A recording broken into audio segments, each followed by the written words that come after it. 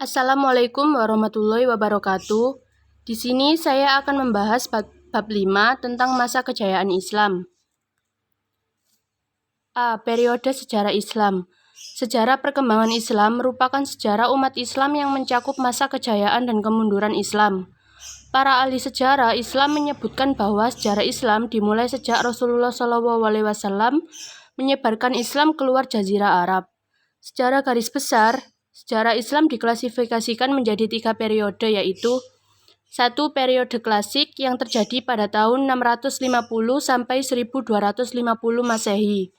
Periode klasik merupakan periode kejayaan Islam yang dibagi ke dalam 2 fase, yaitu A. Fase ekspansi dan integrasi yang terjadi pada tahun 650 sampai 1000 Masehi.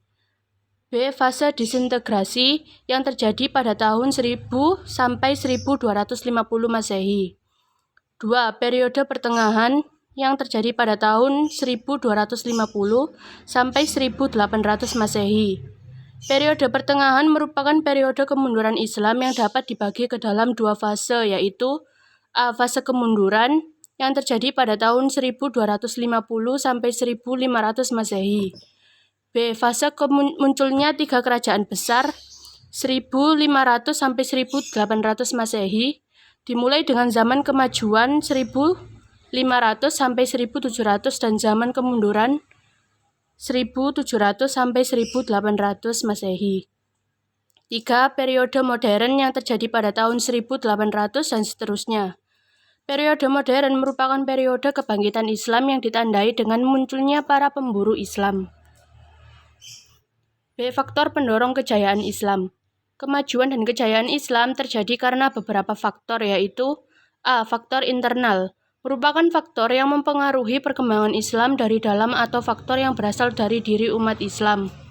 B. Faktor eksternal, merupakan faktor yang mempengaruhi perkembangan Islam dari luar. Selain dua tersebut, terdapat beberapa faktor lain yang mempengaruhi kejayaan Islam. Adapun yang termasuk faktor-faktor tersebut yaitu 1. Ulama berdiri sendiri serta menolak untuk pegawai pemerintah. 2. Melaksanakan ajaran Al-Quran secara maksimal. 3. Mengembangkan ilmu agama dengan berjihad. 4. Melaksanakan isi hadis. Tokoh-tokoh Muslim. 1. Bidang astronomi: Al-Farazi, Al-Ghatani, Abul Wafa, Al-Farghani. 2. Ilmu filsafat: Al-Kindi, Al-Farabi, Ibnu Bajjah, Ibnu Tufail, Ibnu Sina, Al-Ghazali, Ibnu Rusyid. 3. Ilmu hadis: Imam Bukhari, Imam Muslim, Ibnu Majah, Abu Daud, At-Tirmizi. 4. Bidang kedokteran: Jabir bin Hayyan, Hurain bin Ishaq, Tabib bin Qurra, Ar-Razi. 5. Bidang matematika: Umar Al-Faruhan dan Al-Khawarizmi. 6. Bidang seni ukir: Badir dan Tarif. 7. Ilmu tafsir: Ibnu Jarir At-Tabari, Ibnu Atiyah Al-Andalusi, As-Sudah, dan Muhammad bin Ishaq. Tokoh-tokoh Islam pada masa kejayaan: 1. Al-Ghazali 450 sampai 505 Hijriah. 2. Ibnu Rusyid 520 sampai 595 Hijriah. 3. Al-Kindi 850 sampai 873 Masehi. 4. Al-Farabi 872 sampai 950 Masehi.